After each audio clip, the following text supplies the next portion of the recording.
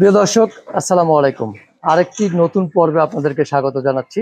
দর্শক, আলাদা আলাদা করার কারণ এইটাই যে একটু ডিউরেশন বেড়ে যায়।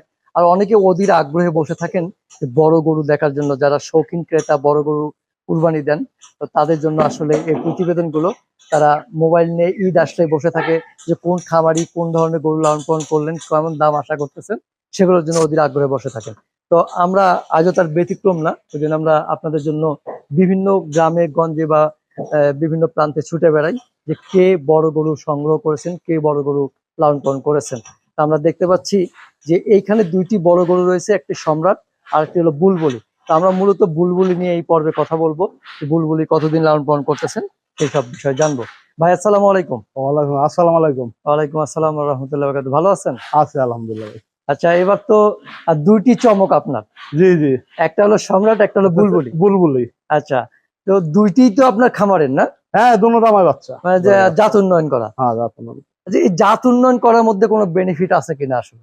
জাত উন্নয়ন কি আসলে এগুলো পারলে কি হয়, যেমন দেশি গরু পারলে অনেক ধরনের খাবার খাওয়াইতে হয়, অনেক কিছু দিতে হয়, মোটা তাজা করাই অনেক করা লাগে। এগুলো আবার তা লাগে না। আচ্ছা এগুলা পেট বইরা আল্লাহ যাই দেন 3 বেলা খাওয়ান দিলেই হয়। আচ্ছা, তাহলে একাই এগুলা স্বাস্থ্য হয়। মানে জাত উন্নয়ন করার সুবিধা এইটাই হ্যাঁ, এইটাই। যে ছোটবেলার থেকে একবার ঈদ থেকে লালন পালন করলে যা হ্যাঁ, খাবার দেবেন ওইভাবে গড়ে তোলা যায়। ওইভাবেই হয়। কারণ এদের হঠাৎ, অত একটা খাবার লাগে না, কোনো লাগে না। কারণ বাইরে থেকে গরু কিনে নিয়ে আসলে হঠাৎ করে নিয়ে আসলে কিন্তু হুট করে একটা খাবার না খাবে না, না। ওইটা খায় না, ওইটা ট্রিটমেন্ট দিতে হয়, ওইটা পরিবেশের সাথে মিশানো লাগে, করা লাগে, তারপরে যে ওই মানুষ হয়। এইটা এইটা এই দিক দিয়ে একটা ভালো বেনিফিট আর কি। জি জি। যে আর এটা আমার নিজের ঘরে বাচ্চা, এটা যা খাওয়া যেভাবে অভ্যেস করছে সেইভাবে।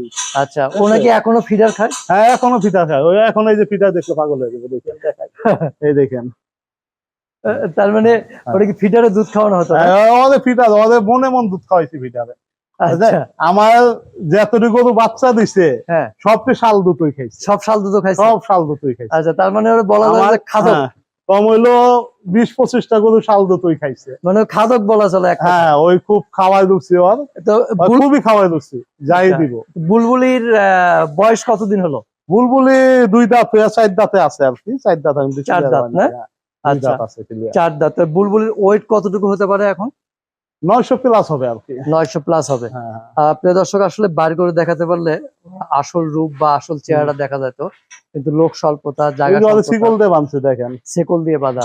ও একটু দুষ্ট টাইপের না? একটু দুষ্ট না, একটু না, অনেক দুষ্ট। অনেক দুষ্ট। হ্যাঁ, ওর খাবার তালিকায় কি কি আছে বলেন তো? খাবার তো লাগে দিয়ে আমাদের একই সম্রাটে যাওয়া তাই। ওই একই? হ্যাঁ, কোনো মানে নাই। ওই যে ঘাস? মেশিন দিয়ে ঘাস কেটে খাওয়াই, খের সময় খায়, আর ওই যে হালকা দানা দেয় খাবার দেয়। আচ্ছা, এটাও কিন্তু চর্বি, ফ্যাট মুক্ত। হ্যাঁ, ওই যে দেখান, ওই যে সিনা দেখান, সিনাতে হ্যাঁ, কোনো কোনো চর্বি নাই দর্শক, দেখতে পাচ্ছেন। যদি চর্বি থাকতো ওই যে সিনারা নাই মারো হ্যাঁ, 6 ইঞ্চি নিচে নামতো, লসর করতো। আচ্ছা, এর আবার একটু পেটটা মোটা, ওই পানি খায় বেশি। পানি বেশি খায়? হ্যাঁ, ওই প্রচুর আচ্ছা, পানি খায়। কিন্তু পানি বেশি খাওয়া ভালো তো? হ্যাঁ, ওই প্রচুর পানি খায়। প্রচুর পানি খায়। আচ্ছা, প্রিয় দর্শক, দেখতেই পাচ্ছেন যে সযত্নে লালন পালন করা। ও মানে যদি একবার ছুটতে পারে তো সবই ওই যে, করে ওই যে। ফেলাবে। দেখতে পাচ্ছেন, যাহ, অসাধারণ। তো বুলবুলিকে নিয়ে কি আশা সামনের 24 কুরবানিতে? বুলবুলি সম্রাট কেউ যদি ওরকম ভালো খেতা পায় একজনে দিয়ে দিব, যদি ওরকমই পাই। আচ্ছা আর না হলে যদি সিঙ্গেল পাই সিঙ্গেল দিয়ে দিব। আচ্ছা, এগুলা এখন আমার ওই যে এগুলা খাওয়ানো আমার পক্ষে সম্ভব হইতেছে না। এখন যে খাবারের দাম, লেবারের দাম, এগুলা এখন পালার মতো পরিবেশ আমাদের নাই, আমাদের ছোট ছোট খামারিদের নাই। আচ্ছা, ঠিক আছে। আর বড় গরু পাইলেও তো লাভ নাই, আমরা বিক্রি করতে পারি না। কেন বলেন তো? এই যে বারবার একই কথাই চলে আসে, আসলে কেন এটা? আসলে এটা আমরা নিজেরা বুঝি না, কেন বিক্রি করতে পারি না, আমাদের কাছে কেন আসে না ভাবলি। আচ্ছা, কিন্তু বড় খামারি যারা, তারা তো অ্যাভেলেবেল শত শত হাজার হাজার হ্যাঁ, করে বিক্রি ওইটাই করতে তো, তারা তো এত গরু বিক্রি করে, তারা তো একটা গরু এরকম ছোটতে বানায় না।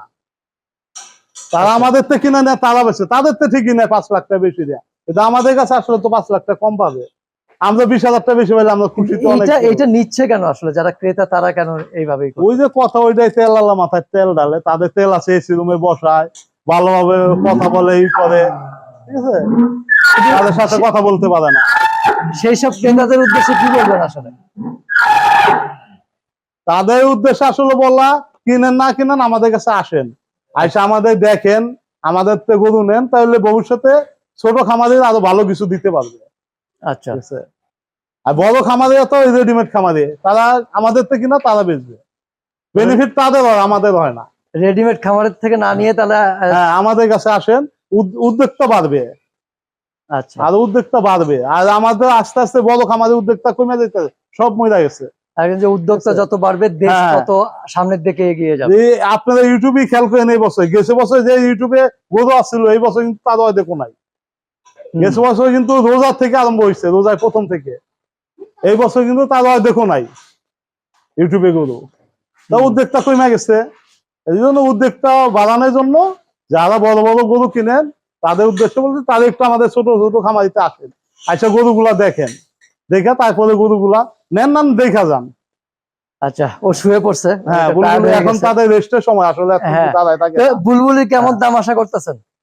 বুলবুলি আমি 6 লাখ টাকা দাম আশা করতেছি। 6 লক্ষ চাওয়া? জি, চাওয়া দাম। আচ্ছা, ফিক্স না তো? ফিক্স না, আসুক, আসলে দিয়ে দিব ইনশাআল্লাহ। আসলে দিয়ে দেবেন, দরদামের সুযোগ আছে। হ্যাঁ হ্যাঁ, আচ্ছা প্রিয় দর্শক, আসলে দিয়ে দিব। আসেন দেখেন, ভালো মানুষ পাইলে দামে বাঁচবে না।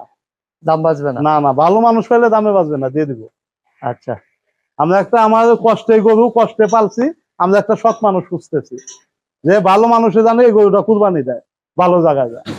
আচ্ছা, হ্যাঁ, দামে বাঁচবে না, আসলে দিয়ে দিব।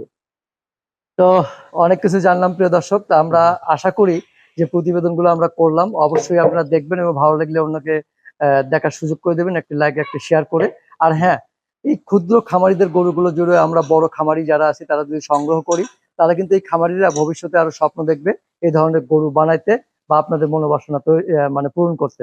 সবাই ভালো থাকবেন, সুস্থ থাকবেন এবং আল্লাহ নেই ভাই। অবশ্যই অন্যকে অন্যের পাশে দাঁড়াবেন।